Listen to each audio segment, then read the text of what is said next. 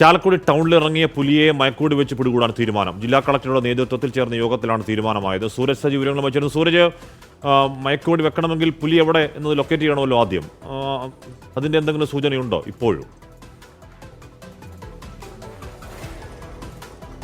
ഹാഷ്മി, പുലിയെ സംബന്ധിച്ച ഒരു വിവരവുമില്ല. പക്ഷേ ഈ ജനപ്രതിനിധികളടക്കം വലിയ രീതിയിലുള്ള വിമർശനമാണ് ഈ യോഗത്തിനകത്ത് ഉയർത്തിയത്. അവർ ചൂണ്ടിക്കാണിച്ചത് 3 ആഴ്ചയിലേറെയാകുന്നു പുലി ഈ ചാലക്കുടി നഗരത്തോട് ചേർന്ന വിവിധ മേഖലകളിൽ, അതായത് ബസ് സ്റ്റാൻഡ് പരിസരത്തെത്തി, അതിനുശേഷം ചാലക്കുടി നഗരത്തിൻ്റെ വിവിധ മേഖലകളിൽ പുലി എത്തിയിട്ടും അതിനെ പിടികൂടാൻ സാധിച്ചിട്ടില്ല. അതിനെ തമാശയാക്കി എടുക്കരുത്, വളരെ ഗൗരവത്തോടു കൂടി തന്നെ ഈ പുലിയെ പിടികൂടുന്ന കാര്യം കുറച്ചുകൂടി ഗൗരവത്തോടു കൂടി എടുക്കണം എന്നൊരു നിർദ്ദേശമാണ് ഈ ജനപ്രതിനിധികളടക്കം മുന്നോട്ട് വെച്ചത്. ഈ സാഹചര്യം കൂടി മുൻനിർത്തിക്കൊണ്ടാണ് കളക്ടർ ഈ പുലിയെ കണ്ടാൽ ആ കണ്ട മാത്രയിൽ തന്നെ മയക്കുവെടി വെക്കാം എന്ന തീരുമാനത്തിലേക്ക് ഇപ്പോൾ ഈ യോഗത്തിൽ കളക്ടർ അറിയിച്ചിരിക്കുന്നത്. അങ്ങനെ ഒരു തീരുമാനം എടുത്തതായി കളക്ടർ യോഗത്തിൽ അറിയിച്ചിട്ടുണ്ട്. എന്തായാലും യോഗം ഇപ്പോഴും അവസാനിച്ചിട്ടില്ല, യോഗം തുടരുകയാണ്. ഹാഷ്മി സൂചിപ്പിച്ച പോലെ തന്നെ ഈ പുലി എവിടെ എന്ന് സംബന്ധിച്ച് ഇപ്പോഴും കൃത്യമായ ഒരു ലൊക്കേറ്റ് ചെയ്യാൻ ഇവർക്ക് സാധിച്ചിട്ടില്ല. 30-ാം തീയതി പുലി ചാലക്കുടി നഗരത്തിൽ ഈ ചാലക്കുടി പുഴയോട് ചേർന്ന മേഖലയിൽ എത്തിയതിൻ്റെ CCTV ദൃശ്യങ്ങളാണ് ഒടുവിൽ ലഭിച്ചത്.